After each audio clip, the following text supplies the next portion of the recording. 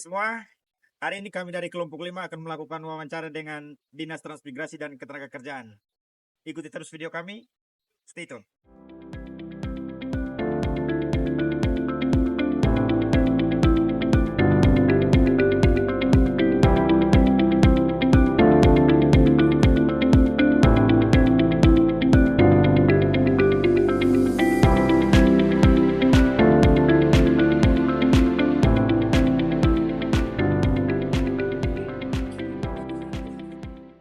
Selamat pagi semua.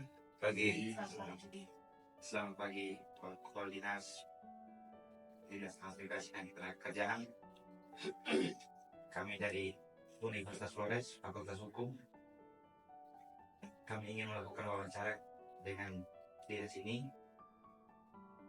tentang bagaimana prosesnya dan bagaimana terbentuknya, bagaimana struktur organisasinya, dan semua yang dilakukan oleh OPD ini. Untuk tidak memperpanjang waktu, kami langsung dengan pertanyaan pertama.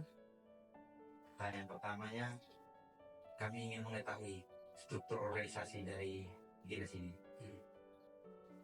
Baik, untuk struktur organisasi Dinas Transmigrasi dan Ketenagakerjaan, kita berpatokan pada Perda nomor 11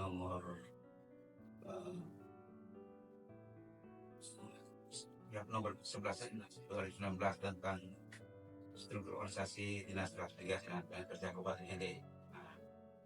Di dalam struktur organisasi itu ada beberapa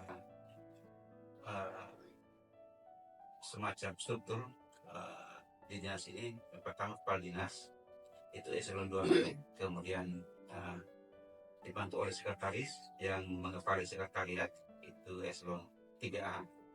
Kemudian ada di dinas ini ada 5 bidang, masing-masing bidang bimas yang ruang lingkup kerjanya itu mengurusi sebagai pengawas terhadap perusahaan-perusahaan yang ada di Kabupaten ND. Kemudian salah satu bentuk contohnya adalah misalnya ada PHK di perusahaan-perusahaan yang ada di ND sini. Ketika pengaduan, bidang inilah yang mengurusinya. Kemudian ada bidang pengembangan transmigrasi, itu. Kemudian bidang perencanaan transmigrasi dan kerja. Kemudian bidang pembangunan kawasan transmigrasi dan bidang pelatihan penempatan tenaga kerja.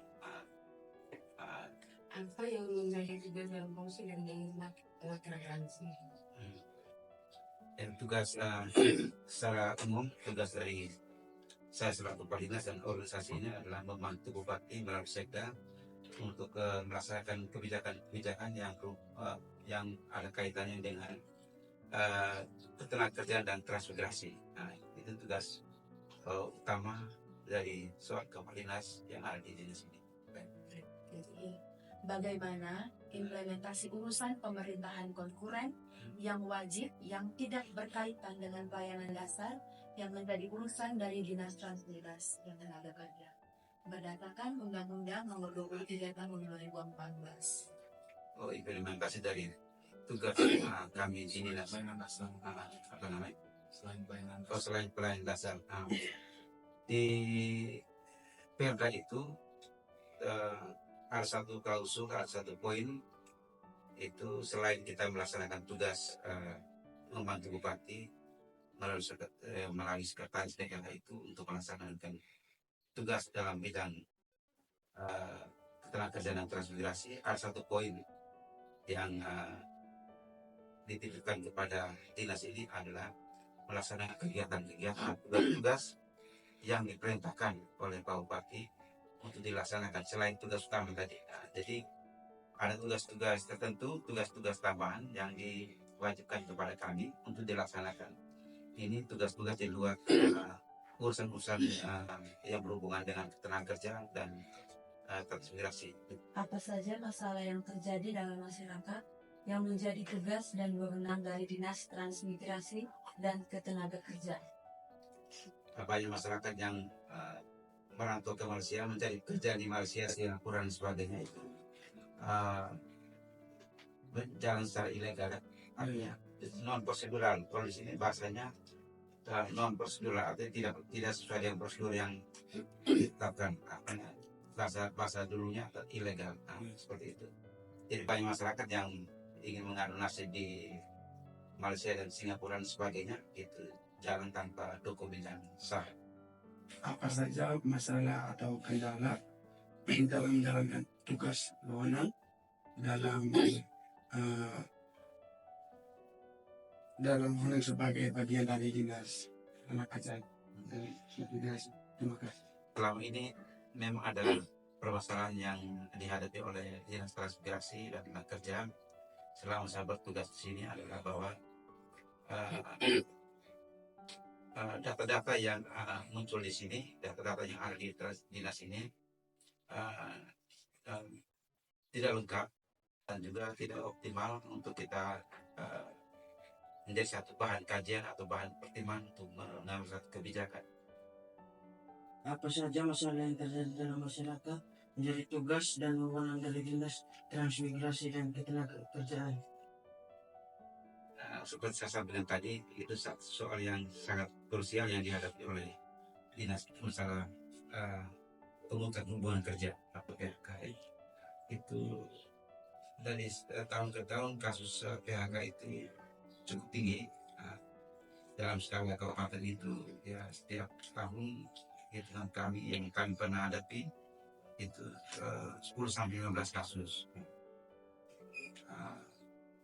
Memang dilihat dari angkanya jumlahnya sedikit, tapi dari sisi ketenagakerjaan itu angka itu suatu hal yang bisa membuat kami harus ini lebih giat lagi untuk mengedukasi berbagai pihak yang ada di perusahaan itu, kalau bisa jangan melakukan PHK. Mungkin ada prestasi yang Bapak raih mungkin dalam menjalani tahun yang kedua ini, dan prestasi yang Bapak raih. Untuk prestasi itu ya kita cari sesuai dengan tupoksi. Tapi kalau prestasi itu kan bisa harus dilihat oleh orang luar. Untuk selama ini belum ada penilaian dari pihak luar terhadap kantor ini. Tapi kami tetap berusaha untuk bisa mengadakan satu pelayanan yang bermanfaat bagi orang banyak hari ini. Kemudian harapan saya bagi teman-teman fakultas hukum, mudah-mudahan dengan pemaparan singkat dari saya ini bisa menjadi wawasan, bisa menambah pengetahuan bagi teman-teman untuk bisa melihat bagaimana ruang lingkup dan tugas dari kami yang ada di dinas ini, dan juga bisa mengambil satu poin penting, satu poin tertentu, misalnya dengan kasus-kasus tadi itu ada kaitan dengan persoalan-persoalan hukum, sehingga bisa teman-teman dari fakultas hukum bisa mengkajinya, bisa menjadi satu masukan untuk ke depannya mungkin bisa jadikan satu penelitian dalam kasus itu dan juga pekerjaan ilegal ini. Demikian.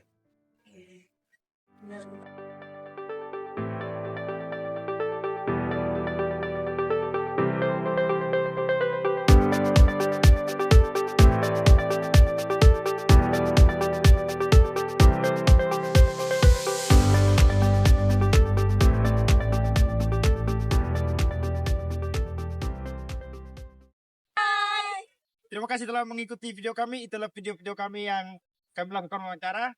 Jangan lupa like, comment, and subscribe. Faculty of Law.